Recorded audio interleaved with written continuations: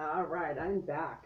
So if you've watched my series in order now, you've gotten an idea of how I do this. And now we're going to break down these lessons in a lot more detail, a spread at a time.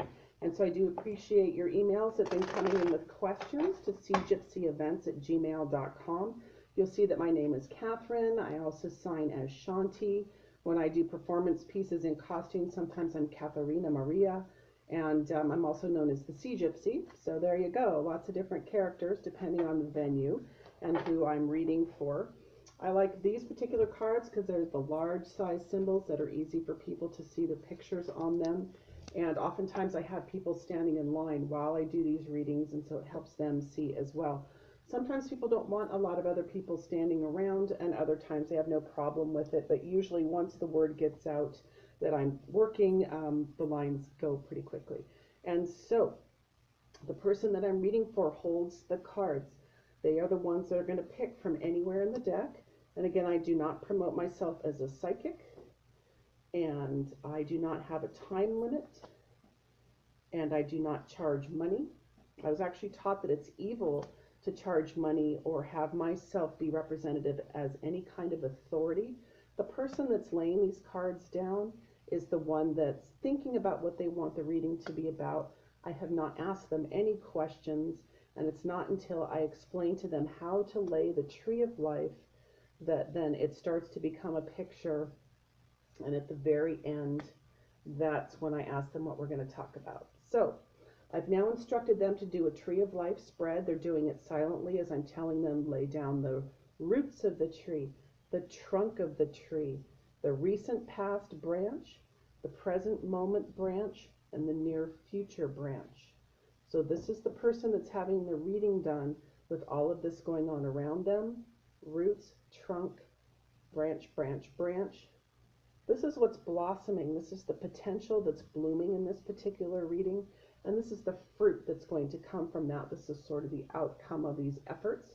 And then we're going to take a quiet moment. We're just going to kind of get into a Zen space.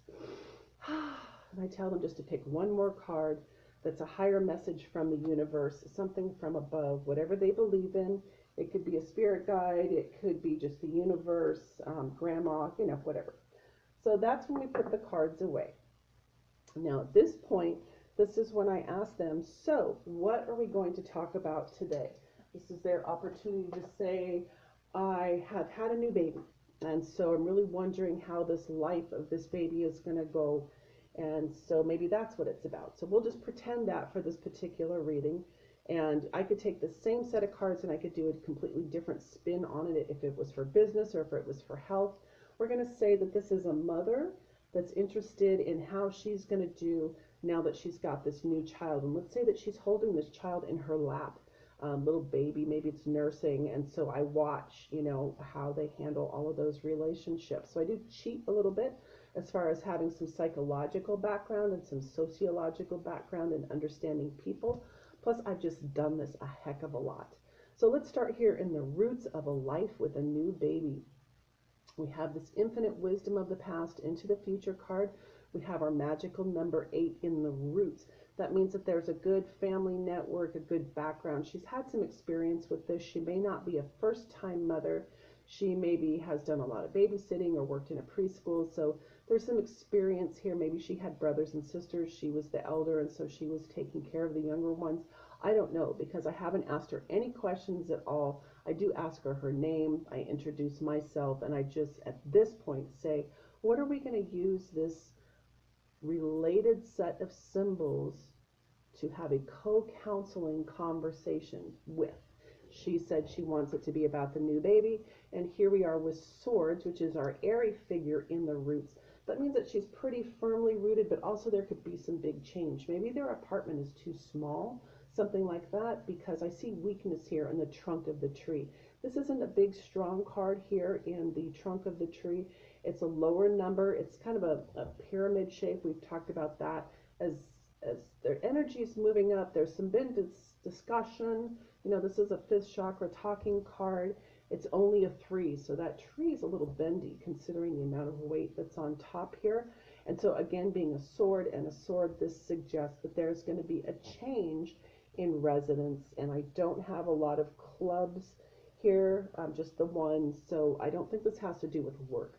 This seems like a very homespun sort of feel.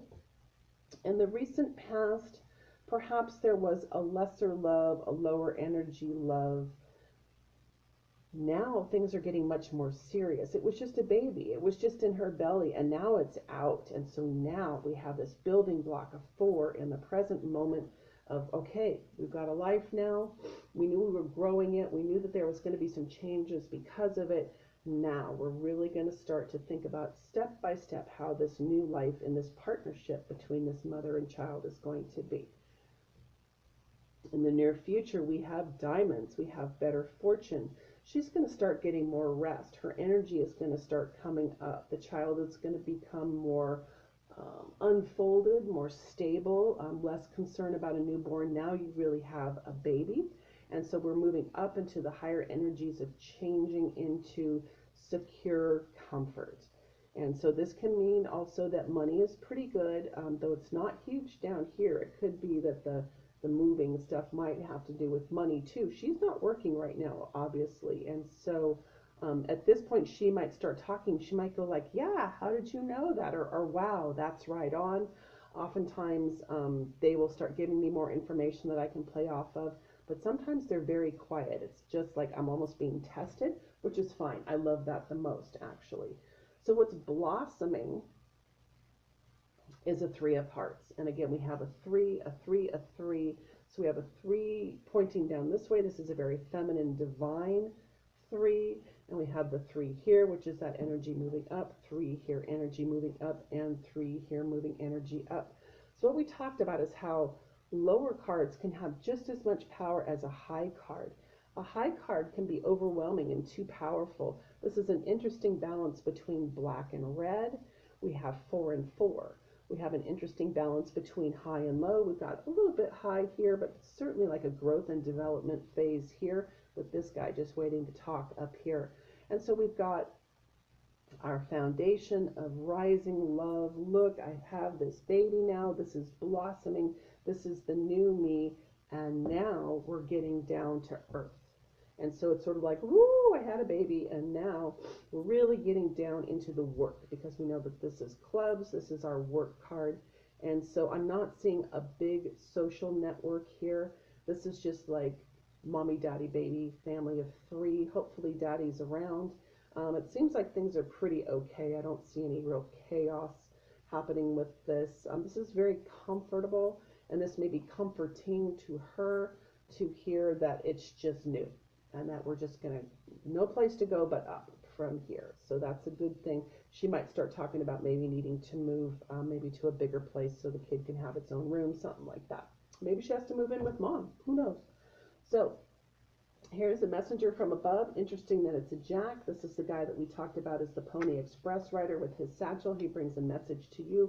Interesting that it's an earth card, which kind of grounds all of this back down to the roots.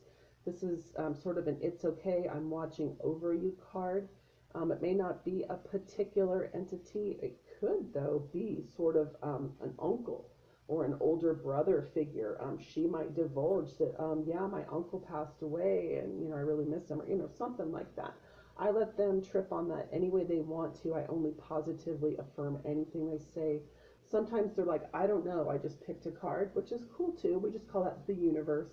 And it's always positive. Anything that comes from the spirit world is always going to be supportive. And interesting that it's a communicator card, a message. So this is not a text. This is not an email. This is not a phone call. This is a spirit message. And so perhaps it's time for her to really get more meditative and remember the circle of life and the elders that came before that gave her this wisdom, and to have some gratitude. And just when you feel so tired and you feel so alone, just remember that there are loved ones watching over you at all times. All right, this was a fun one. I'm going to scramble them up and we'll do another one.